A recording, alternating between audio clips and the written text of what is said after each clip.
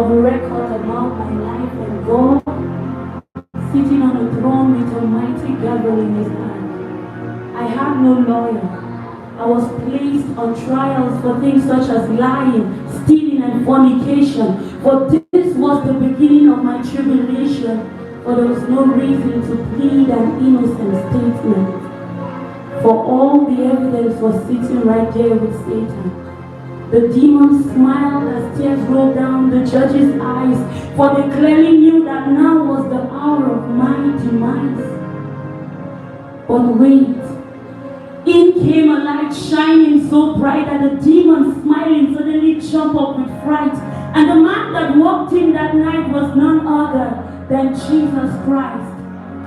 Darkness departed to give way, and glory was all the angels could say, as the man that walked in that night pulled out a lighter and immediately set Satan's record against me on fire. He took the sentence file and erased my name. He looked at me in the eyes and said, "Daughter, I will take the blame."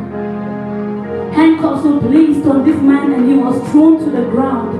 The entire courtroom gasped at this horrendous sound, and the sudden ceased the beat of his heart. The man that walked in glory has now become dark. I did this to him. My lying, my stealing, my cheating, my fornication, and he took the pain and spent 3 days in the hell that I was to go to for eternity. I left the courtroom that day. There was nothing I could say. I was found innocent, for Christ handled the debt that I was to pay.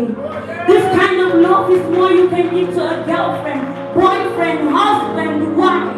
This man died for me. I owe him my life.